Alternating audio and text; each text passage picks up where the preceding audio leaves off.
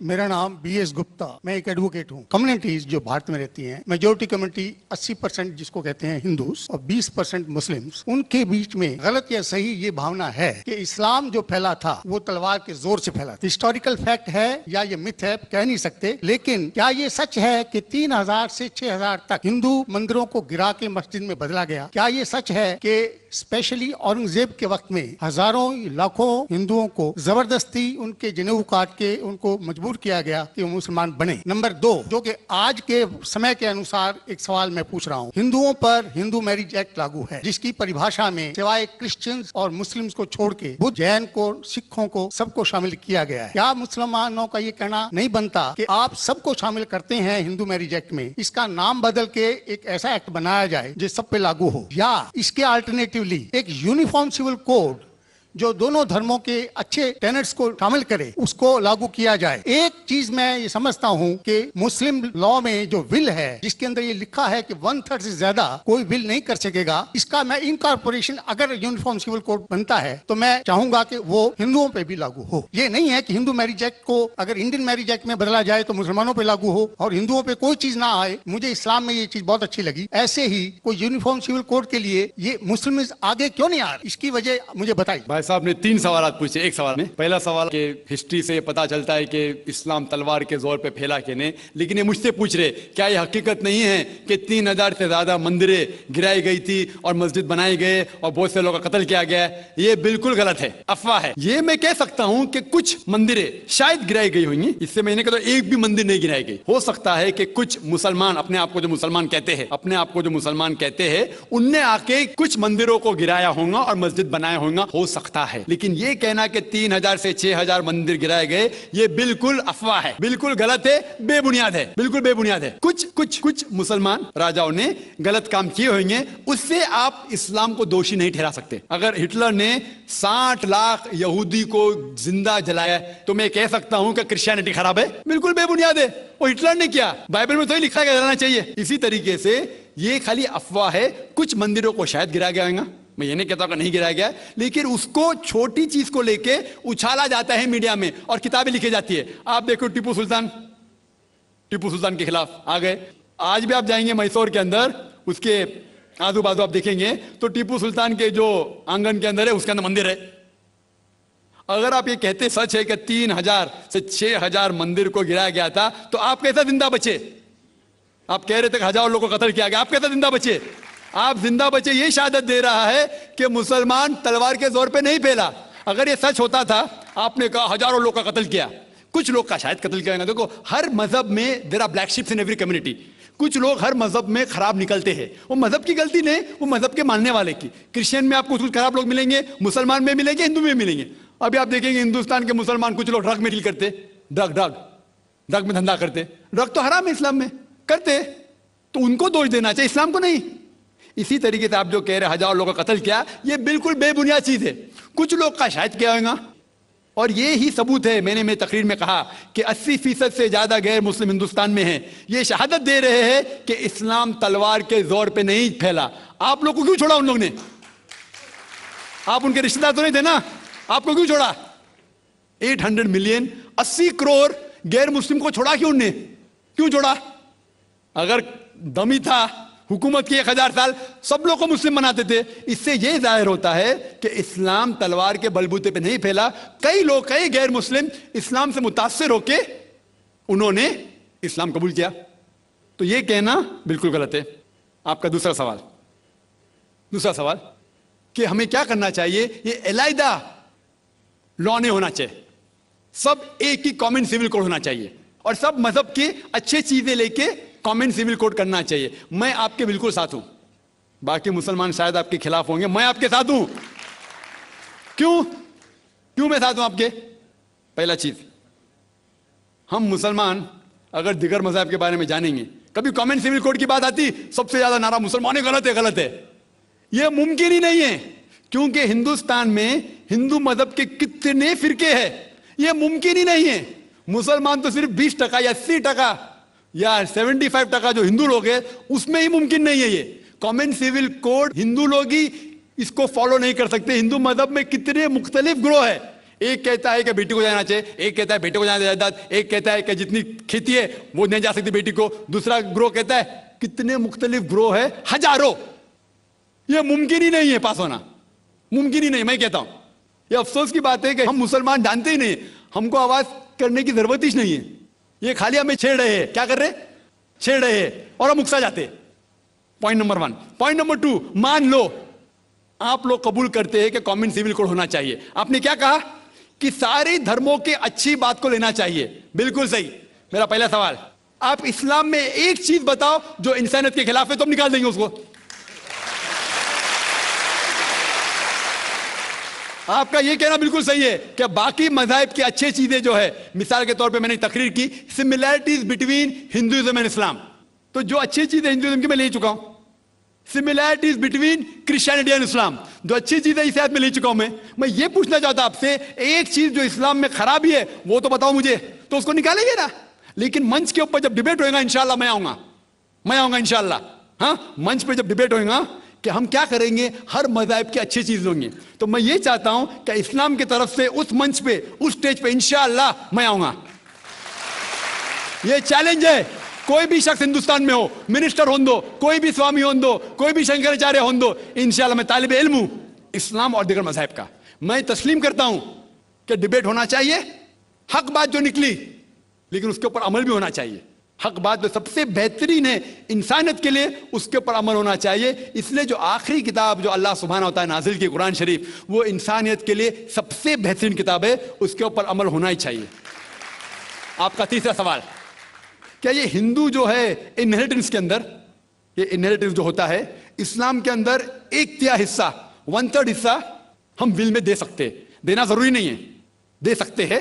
اسلام کے جو ول کے اندر جو آتا ہے انہیریٹنس, وہ قرآن کی آیت ہے سورہ نساء کی سورہ نمبر 4 آیت نمبر 11, 12 اور 176. اس میں کہا گیا ہے کہ جو بھی آپ کی جائیداد ہے, اللہ سبحانہ تعالیٰ کہہ چکا ہے کہ آپ کے بیٹے کو بیٹیوں سے ڈبل ملے گا. آگے لکھا گیا ہے آپ کے والدین کو 1/6 ملے گا. صرف اگر بچے ہیں تو والد والدہ کو دونوں کو 1/6, اگر بچے نہیں ہیں تو والدہ کا 1/3. آگے بڑھتی آیت نمبر 12 پہ لکھا ہے کہ آپ کی بیویاں جو آپ کے لیے چھوڑیں گی, اگر بچے نہیں آپ کو آدھا ملے گا, بچے ہیں تو 1/4 ملے گا. آپ جو آپ کے بیویاں کے لیے چھوڑتے ہیں, بچے نہیں تو ان کو ملے گا 1/4, 1/4. بچے ہیں تو 1/8, 1/8. یہ ڈیفیکلٹ ہے یاد رکھنا, آپ جا کے ریفرنس دیکھ سکتے ہیں, سورہ نساء سورہ نمبر 4 آیت نمبر 11 سے 12. اور اس کے بعد اگر آپ کس کو ول کرنا چاہتے ہیں اپنی جائیداد, میکسیمم 1/3. لیکن یہ ول جو کریں گے آپ, یہ ان لوگوں میں سے نہیں ہونا چاہیے. آپ نہیں کہہ سکتے کہ میں میرے بیٹے سے زیادہ محبت کرتا ہوں, بڑے بیٹے سے, اس لیے اس کو زیادہ دوں گا. یہ بالکل غلط ہے. لیکن جو یہ دائرے میں نہیں آتے ہیں انہیریٹنس کے, ان کو آپ 1/3 حصہ دے سکتے ہیں. آپ کہتے ہیں آپ کو یہ چیز بہت پسند ہے, آپ بھی کرنا چاہتے ہیں, آپ کو کون روک رہا ہے؟ انڈین گورنمنٹ کے حساب سے آپ اگر ول کریں گے, کیا میں میرا 1/3 حصہ دینا چاہتا ہوں, کوئی بھی روک نہیں سکتا ہوں, میں بھی نہیں نا منسٹر بھی نہیں. اور پورا اگر فالو کرنا چاہتے سچا دھرم, آپ اسلام قبول کر سکتے, ہم آپ کو ویلکم کرتے. وآخر دعوانا الحمدللہ رب العالمین. میرے پیرنٹس ہندو تھے, پر میں اپنے کو ہندو نہیں مانتا ہوں, میں اپنے کو انسانیت مانتا ہوں, انسان مانتا ہوں. بائی چانس میں جمع ہوں ہندو جگہ گھر, اور آپ جمع ہیں اسلام کے گھر, اور دوسرے جمع ہیں ان کے گھر, اور سب سے زیادہ ہے انسانیت. اور ابھی تک مذہب نے, کوئی بھی مذہب ہو, انسانیت کے اوپر عمل نہیں کیا. آپ نے 12-13 سال سے اس میں سٹڈی کر رہے ہیں, میں نے 30 سال سے سٹڈی کر رہا ہوں, بال میرے سفید ہو گئے ہیں, روٹی کے لیے میں بزنس کر. پر جو کتابوں کے آپ نے پڑھے ہیں, آپ نے یہ جانچ کی وہ کتابیں کس نے لکھی ہیں؟ ہزاروں سال بعد لکھی ہیں. پہلے زبان کی بات ہوتی تھی, کوئی رام رام رام کہہ کے اس کے کہاوت ہے مر مر مر کہنے لگا, اس کو پوجنا ہے. ویدا ایسی تھی, گریک میتھالوجی ایسی تھی, ایجپشن میتھالوجی ایسی تھی, ابراہیم سے لے کے موسیس تک, اور آپ کے محمد صاحب کے. محمد صاحب کا جو کتاب لکھے گی قرآن 50 سال بعد لکھے گی. پر مجھے معاف کرنا صاحب, میں آپ سے ایک سوال یہ اڑنا چاہتا ہوں, ہم سب انسان ہیں, انسان کو ایک کر کے سب مذہب 21 سینچری میں انسانیت مذہب کیوں نہیں بناتے؟ جو آپ ٹھہر, میں نے ابھی ختم نہیں کیا جناب. ہاں, میں یہ کہہ رہا ہوں صاحب, آپ اپنا پرسنل مذہب ہے رکھیے, اپنے گھر میں رکھیے, بس اسٹیٹ میں اور دوسروں کے اوپر نہ لائیے, وار نہ کریے, لڑائی نہ کریے. ایک معافی چاہتا ہوں, ایسی ہزاروں چیزیں میں دوسرے مذہب میں نکال سکتا ہوں. میں آپ سے پوچھنا چاہتا ہوں, خلیفہ 40 سال کے اندر مر گئے, مرڈر ہوئے, اسیسنیٹ ہوئے, اور علی صاحب جو تھے وہ گرینڈ سر ہمارے پیغمبر کے تھے. یہ چیزوں کے حوالات دوسروں میں بھی ہے, میں ہزاروں دے سکتا ہوں, پر اس کا سوال میں آپ سے کہنا چاہتا ہوں. بھائی صاحب نے اچھا سوال پوچھا, लंबा था, तकरीर थी छोटी। भाई साहब ने कहा کہ وہ ہندو دھرم میں پیدا ہوئے لیکن ہندو نہیں ہے، انسان ہیں، کیوں نہ ہم ایک مذہب انسانیت بناتے ہیں۔ ان کا جو کہنا ہے وہ انسان ہے۔ بھائی صاحب، ہر شخص، ہر انسان جو پیدا ہوتا ہے وہ انسانی ہوتا ہے، لیکن صرف انسان ہونا کافی نہیں ہے، انسان ہونا ضروری ہے۔ ہر مسلمان پہلے انسان ہونا ضروری ہے اسے۔ اسلام کی سارے باتیں، ایک بھی باتیں میں نے کہا میں تقریر میں انسانیت کے خلاف نہیں ہے، ایک بھی باتیں۔ میں چیلنج کرتا ہوں، آپ ایک بھی بات اسلام کی بنیادی بات بتاؤ جو انسانیت کے خلاف ہے۔ مسلمان ہونے کے لیے اچھا انسان ہونا ضروری ہے۔ اگر آپ اچھے انسان نہیں ہیں تو مسلمان ہو ہی نہیں سکتے۔ لیکن صرف اچھا انسان ہونا کافی نہیں ہے۔ مثال کے طور پہ ڈاکٹر بننے کے لیے 10ویں پاس کرنا ضروری ہے، پھر 12ویں، پھر ڈاکٹری۔ تو میں کہوں گا ڈاکٹر بننے کے لیے اسکول پاس کرنا ضروری ہے، لیکن اسکول پاس کرنا کافی نہیں ہے۔ تو اسلام میں اچھا مسلمان بننے کے لیے اچھا انسان بننا ضروری ہے، لیکن صرف اچھا انسان بننا کافی نہیں ہے۔ سمجھا؟ کیوں؟ کیونکہ انسان کو جس نے پیدا کیا اس کی عبادت کرنا ضروری ہے۔ جس نے آپ کو پیدا کیا، جس نے آپ کو پیدا کیا، اس کی اگر آپ عبادت نہیں کریں گے تو انسانیت کے نام پہ کلنک ہے۔ آپ کہتے ہیں کہ مذہب، جتنے مذہب ہے سب بھید بھاؤ پیدا کرتا ہے، نفرت پیدا کرتا ہے۔ آپ نے کہا، شنکراچاریہ نے بالکل صحیح کہا۔ شنکراچاریہ نے کہا کہ کوئی بھی مذہب نہیں سکھاتا کہ آپس میں بھید بھاؤ کرنا۔ ان کی بھی اسٹڈی ہے، میری بھی اسٹڈی، آپ کی بھی اسٹڈی ہے۔ آپ نے کہا کہ میں نے 10-12 سال کیا، آپ نے 30 سال کیے۔ اگر آپ 30 سال کیے اس کا مطلب نہیں کہ آپ مجھ سے اچھے ہیں، ضروری نہیں۔ میں نے نہیں کہا کہ آپ نے کہا، میں نے یہ بھی نہیں کہا کہ آپ نے کہا۔ میں نے کب کہا کہ آپ نے کہا؟ میں کہہ رہا ہوں۔ میں نے کب کہا کہ آپ نے کہا؟ میں کہہ رہا ہوں کیونکہ آپ نے کہا کہ اب 30 سال کی اسٹڈی کی۔ میں ہندو مذہب پہ بھی چند سال کے الحمدللہ ثم الحمدللہ کئی شنکراچاریہ سے بات کی، کئی سوامی جی سے بات کی، کئی پریسٹ اور فادر سے امریکہ میں کی۔ میں تو ابھی تک جوان ہوں ماشاءاللہ، اللہ کا فضل ہے، اللہ کا فضل ہے۔ آپ نے کہا کہ مذہب بھید بھاؤ کرتا ہے، یہ کہنا بالکل غلط ہے۔ مذہب بھید بھاؤ نہیں کرتا۔ جو مذہب کے ماننے والے ہیں وہ مذہب کو صحیح طریقے سے نہیں سمجھتے ہیں، اسی لیے بھید بھاؤ پیدا کرتے ہیں، وہ الگ بات ہے۔ غلطی ہے مذہب کے ماننے والے کی، مذہب کی نہیں۔ یہ کہہ رہے کہ مذہب کی، مثال کے طور پہ ایک مرسیڈیز کار ہے، مرسیڈیز کار ہے، مجھے یہ جاننا ہے کہ مرسیڈیز کار کتنی اچھی ہے۔ تو ایک ڈرائیور مرسیڈیز کار چلاتے تو ڈرائیونگ جانتے ہی نہیں اور مرسیڈیز کار کو ٹھوک دیتے، تو کس کی غلطی ہے، مرسیڈیز گاڑی کی کہ ڈرائیور کی؟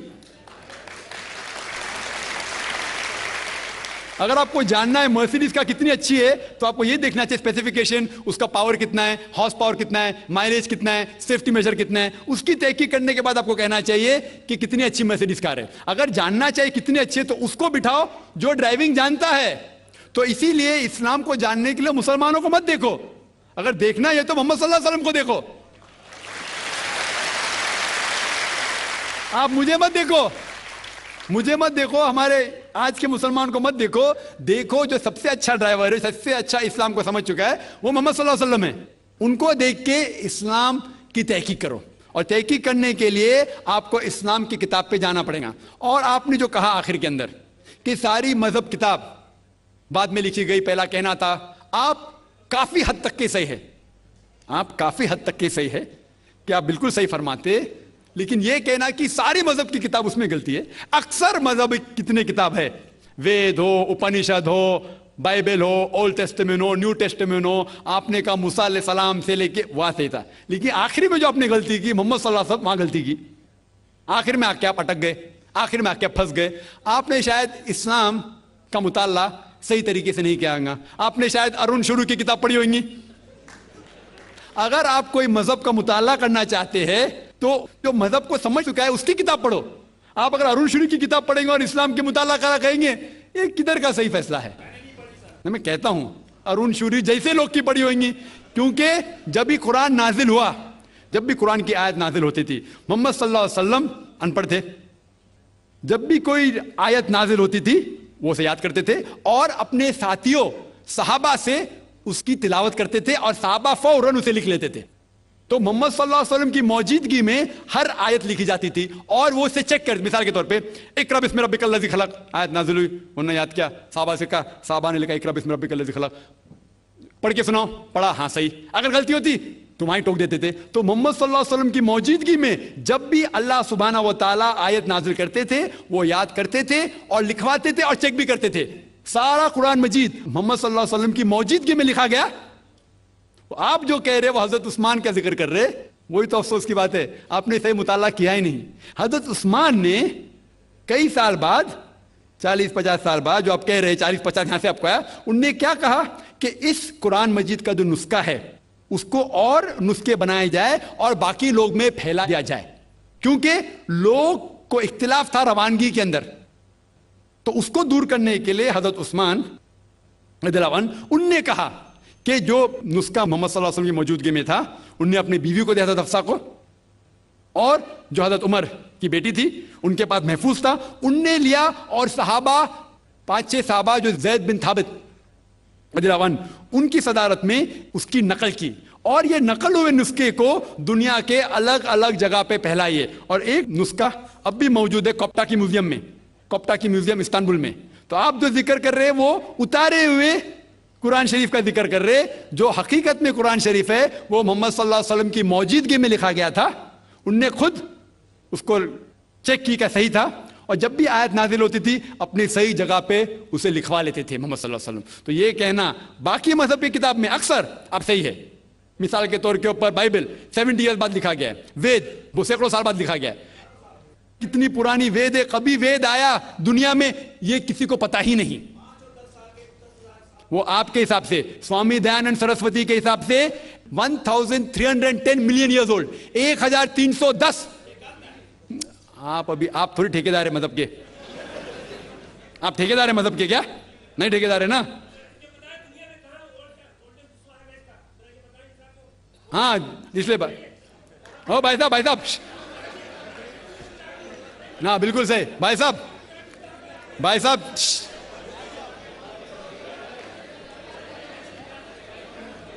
صاحب اسی لیے اختلاف جو ہے یہ کم علمی کی وجہ سے،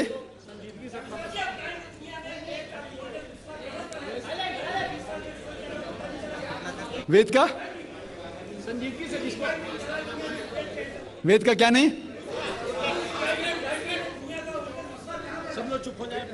بھائی صاحب نے کہا کہ دنیا کا سب سے اولڈ اسکرپٹ وید ہے، وہ کچھ ہسٹورینز کہتے، بٹ اولڈ ہونا مطلب نہیں کہ صحیح، جو کچھ اولڈ ہے وہ سب سے بہتر ہونا ضروری نہیں۔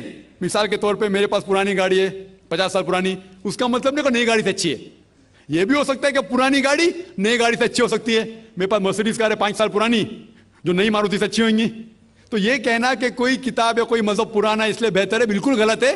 جو آدمی کو عقل ہے وہ کبھی بھی ایسا نہیں کہے گا کہ پرانی چیز بہتر، نئی چیز بہتر۔ وہ چیز بہتر ہے جو حق کے اوپر ہے، جو چیز حق کے اوپر ہے وہ چیز بہتر ہے۔ تو بھائی صاحب آپ کی جو تحقیق ہے مذہبی کتابوں پہ ذرا کمزور اور غلط ہے، آپ کو پھر سے اور 30 سال لگانے پڑیں گا انشاءاللہ۔ اللہ ایک ہے، اس میں کسی کا جھگڑا نہیں ہے، اس کی عبادت کرنی چاہیے، اس میں کسی کا جھگڑا نہیں ہے۔ جھگڑا ہے لائف سٹائل کا، جھگڑا ہے کلچر کا، سنسکرتی کا، اور ہر مذہب اپنی سنسکرتی کو اللہ سے جوڑتا ہے کہ اللہ یہ کہہ رہا ہے۔ کیا اللہ ٹائم پر نئی باتیں کہتا ہے، یا پرانے ٹائم میں جو کچھ کہہ دیا گیا ہے وہی سچ ہے، یا آگے فیوچر میں کچھ اور نئی باتیں بھی کہے گا؟ بھائی صاحب کا اچھا سوال تھا کہ کسی کو دو رائے نہیں کہ اللہ ایک ہے، بھگوان ایک ہے، سب مانتے کہ اسی کی عبادت کرنا چاہیے، لیکن ہر مذہب اپنی کلچر، اپنی سنسکرتی کو دیکھ کے سٹائل بدلتا ہے۔ تو اللہ تعالیٰ جو پہلے کہہ چکا وہ ابھی بھی سیم ہے کہ ٹائم پہ بدلتا ہے۔ بھائی صاحب کا سوال اچھا ہے، لیکن یہ کہنا چاہتا ہوں جواب دینے کے پہلے، ان بھائی صاحب نے کہا کہ سب مانتے ہیں کہ اللہ ایک ہے، یہ میں نہیں مانتا ہوں کہ سب مانتے، میں نہیں مانتا ہوں کہ سب مانتے، یہ میرا فیلڈ ہے، یہ میرا فن ہے غیر مسلم سے بات کرنا۔ میں یہ نہیں مانتا ہوں کہ ہر غیر مسلم مانتے اللہ ایک ہے، کہ بھگوان ایک ہے۔ کئی لوگ بھگوان میں مانتے ہی نہیں، ناستک کہتے، اور جو لوگ کہتے بھگوان میں مانتے ہیں، ہر کوئی ایک میں نہیں مانتا۔ کتنے لوگ 3 میں مانتے، کتنے لوگ 100 میں مانتے، کتنے لوگ سب کچھ بھگوان مانتے۔ تو پہلے آپ کے جو سوال کا جو پہلا تھا، ہر انسان مانتا ہے بھگوان ایک ہے، اس سے میں متفق نہیں ہوں۔ دوسری چیز کہ سب ایک ہی بھگوان एक ही ईश्वर को पूछते हैं, इबादत करते, ये भी मैं नहीं मानता हूं। ये बात है कि अक्सर लोग मानते हैं कि भगवान एक है, यहां तक के तो सही है, अक्सर, सब नहीं अक्सर, लेकिन एक ही भगवान को पूछते ये बिल्कुल गलत है। सब लोग एक भगवान को नहीं पूछते। मिसाल के तौर पे अक्सर कुरान क्या कहते हैं, कुरान क्या कहते हैं कि जो लोग कहते हैं कि एक भगवान को मानते हैं लेकिन और को भी पूछते हैं, उसे कहते हैं शिर्क। आप पूछेंगे आम इंसान भगवान एक है, मालिक एक है बोलेंगे, लेकिन जा रहे पूछ रहे, बुद्ध को पूछ रहे, कभी इसको पूछते कभी उसको पूछते। तो ये आप अगर धर्म की किताब पढ़ेंगे, बाइबल पढ़ो, वेद पढ़ो, ये सब इसकी ममानियत है, ये हराम है कि किसी और को पूछना। इसके बावजूद धर्म के मानने वाले अक्सर दूसरी चीज को पूछते हैं जो बिल्कुल गलत है। तो ये कहना कि इंसान एक ही भगवान में मानता है और उसी को पूछता है बिल्कुल गलत है। आप देखेंगे आमतौर पर जो फर्क है कि जो कुरान कहते हैं ताला इला कलमतिन सवाइम बैना बैनकुम, आपस में उस चीज पे आओ जो हम और आप में यकसा है। सबसे पहली बात है अल्लाह नाबुद इल्लल्लाह, कि हम एक ही ईश्वर, एक ही भगवान की इबादत करें। एक ही भगवान में मानना काफी नहीं, मानने के अलावा उसी की इबादत करना और किसी की नहीं। आपका अहम सवाल कि हर मजहब एक ही भगवान कहता है, ये बिल्कुल सही है, एक ही भगवान की इबादत कहना कि बिल्कुल सही है, लेकिन अपने तहजीब के हिसाब से बदलते रहता है, ये कहना गलत है। और अल्लाह ताला कितने बार बदलता है? ये कह सकते हैं कि टाइम जाने के वजह से किताबें बदलती गई। अल्लाह का जो पैगाम है, बेसिक पैगाम, वो सेम है, वो बदलता नहीं कि अल्लाह एक है, एक ईश्वर की इबादत करो, वो बदलता नहीं। उसके कुछ चीजें, ऊपरी चीजें शायद बदले। मिसाल के तौर पे किस तरीके से इबादत करना, हम जिस तरीके से सलाह पढ़ते हैं वो 1400 साल पहले मोहम्मद सल्लल्लाहु अलैहि वसल्लम पैगंबर के जरिए नाजिल हुआ। लेकिन जो मेन है कि एक ही ईश्वर है, एक ही ईश्वर की इबादत करना चाहे, वो कभी भी नहीं बदलेगा। लेकिन टाइम जाने की वजह से जो मजहबी किताबें लोग बदलते गए। अल्लाह ताला फरमाते कुरान में सूरह बकरा में सूरह नंबर 2 आयत नंबर 79, फवैलुल लिल्लज़ीना यक्तुबूनल किताब बिअयदीहिम सुम्मा यक़ूलूना हाज़ा मिन इंदिल्लाह लियश्तरू बिही समनन कलीला फवैलुल लहुम मिम्मा क़दबत अयदीहिम वैलुल लहुम मिम्मा यक्सिबून। इसकी मानी है कि लानत है वो लोग पे जो लोग किताब अपने हाथ से लिखते हैं और कहते हैं अल्लाह की तरफ से है। लानत है उनके ऊपर जो कमाते हैं और लानत है उनके हाथ के ऊपर। तो अल्लाह ताला फरमाते हैं कि किताबें बदली गई है।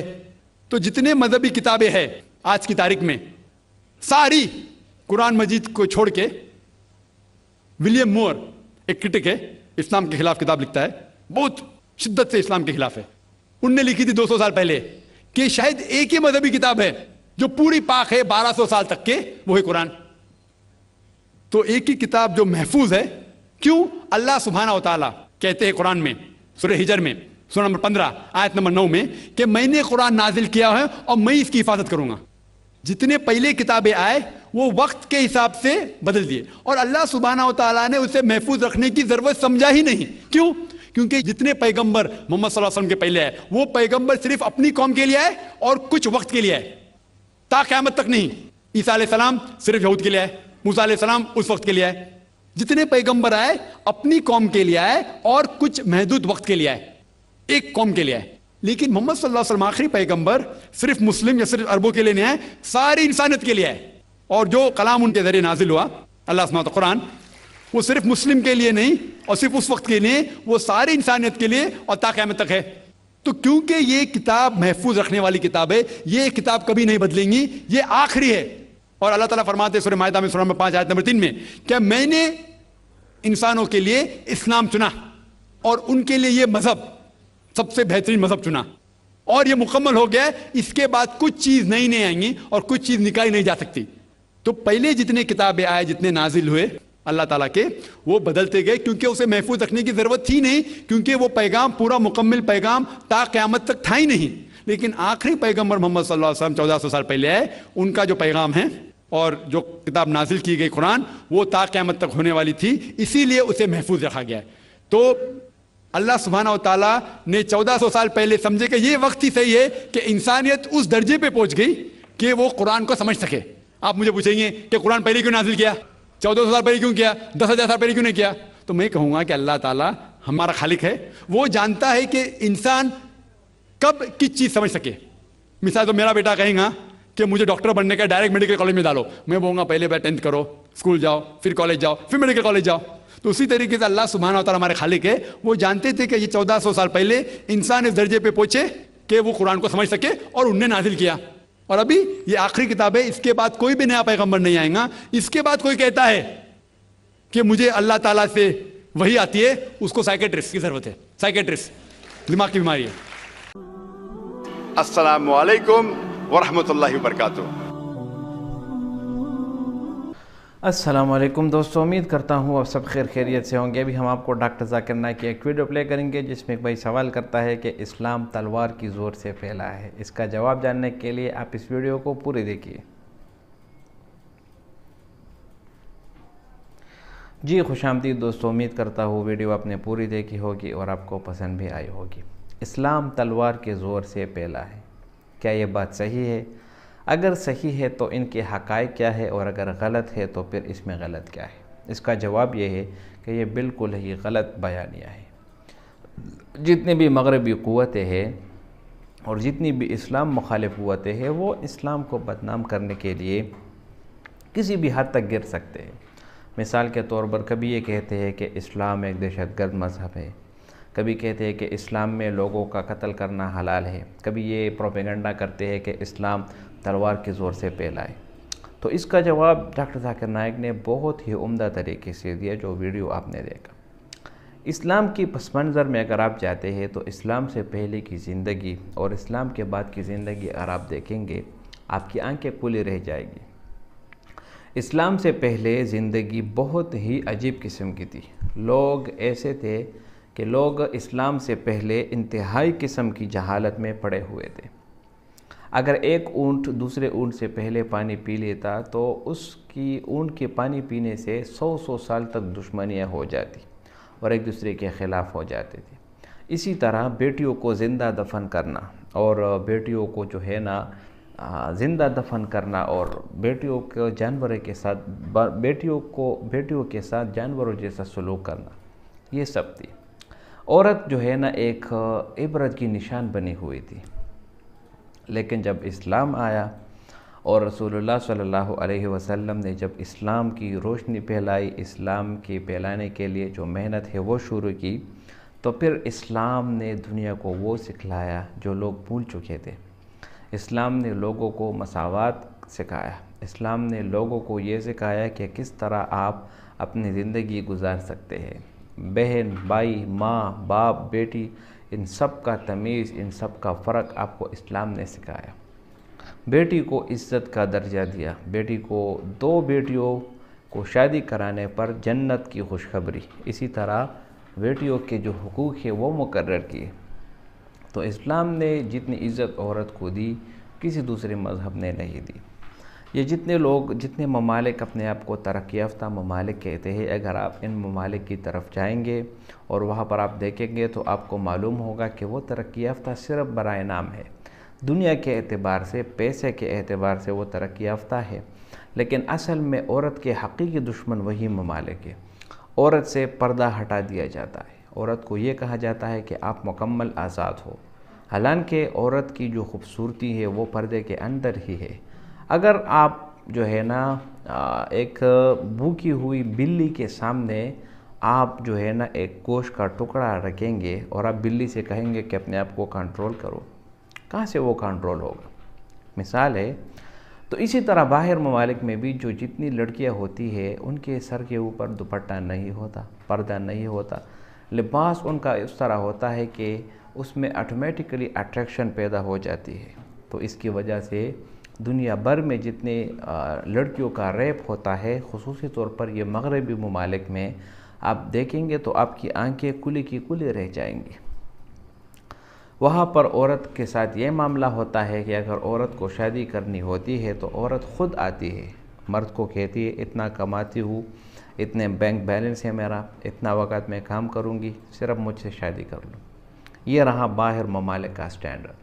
اب آتے ہیں پاکستان کے اندر, مسلمان ممالک کے اندر عمومی طور پر لڑکیوں کو رشتہ بھیجا جاتا ہے. لڑکی کے ماں باپ سے بات کی جاتی ہے کہ یہ رشتہ ہمیں دے دو تو اس سے ہماری عزت بڑھے گی وغیرہ وغیرہ. تو اسلام نے عورت پر پیسہ کمانا بالکل بھی نہیں لکھا. اگر عورت پیسہ کمانا چاہتی ہے یا کما رہی ہے پردے کے اندر تو یہ اس کا اپنا ایک ٹیلنٹ ہے, یہ اس کے لیے اپنے اضافی بونس ہے. لیکن اسلام نے، شریعت نے عورت کے اوپر بالکل بھی خرچ نہیں رکھا۔ عورت اگر کسی کے ساتھ شادی کرتی ہے، نکاح کرتی ہے، تو اس عورت کا سارا خرچہ کپڑے کا، لباس کا، ڈاکٹر کا، جتنے بھی اخراجات ہیں وہ سب اس کے شوہر کے ذمہ ہو جاتی ہے۔ تو یہاں پر جو سوال ہوتا ہے کہ اسلام تلوار کی زور سے پھیلا ہے، یہ بالکل ہی غلط بات ہے۔ اسلام کبھی بھی تلوار کے زور سے نہیں پھیلا۔ اسی طرح اگر کوئی یہ کہے کہ اسلام تلوار کی زور سے پھیلا ہے اور اسلام نے یہ کیا، تو آپ دیکھتے ہیں ملیشیا میں اسلام پھیل رہا ہے۔ کون سی پاکستان کی یا کون سی مسلمان کی آرمی ملیشیا گئی تھی تاکہ لوگ مسلمان ہوں؟ انڈیا پر 1000 سال تک مسلمانوں نے حکومت کی۔ کون سے حکمران نے تلوار اٹھایا اور کہا کہ آپ جو ہے نا آپ مسلمان ہو جائے؟ یہ بالکل اسلام کے اصول کے خلاف ہے۔ زور زبردستی اسلام میں ہرگز نہیں ہے۔ قرآن میں اللہ تعالیٰ فرماتے ہیں لا اکراہ فی الدین، دین میں سختی بالکل بھی نہیں ہے۔ تو بھائیو دوستو، قرآن مجید اللہ تعالیٰ کی آخری کتاب ہے، اور قرآن میں اللہ تعالیٰ فرماتے ہیں ان الدین عند اللہ الاسلام، اللہ تعالیٰ کے نزدیک جو مذہب ہے وہ کیا ہے؟ وہ اسلام ہے۔ لہذا اسلام کے علاوہ اگر کوئی کسی دوسرے مذہب کی طرف جائیں گے تو وہ ہرگز قابل قبول نہیں ہوگا۔ تو بھائیو دوستو، اسلام نے ہمیں یہ سکھلایا کہ آپ کس طرح لوگوں کو صحیح راستے پر لائیں گے۔ اسلام نے ہمیں یہ سکھایا کہ اگر آپ چاہتے ہیں کہ آپ کامیاب ہو تو آپ کو اسلام کی طرف آنا ہوگا۔ آپ کو یہ بات ماننی ہوگی اور یہ بات آپ کو ماننی پڑے گی کہ کس طرح اسلام جو ہے نا وہ آپ کو یا آپ کی زندگی میں آئے گا۔ تو بھائیو دوستو، اسلام ایک پسندیدہ مذہب ہے۔ اسلام ایسا مذہب ہے کہ اس جیسا مذہب آپ کو پوری دنیا میں کہیں بھی نہیں ملے گا۔ تو بھائیو دوستو، امید کرتا ہوں یہ ویڈیو آپ کو پسند آئی ہوگی۔ اگر ویڈیو آپ کو پسند آئے تو اس چینل کو سبسکرائب کریں۔ بہت شکریہ۔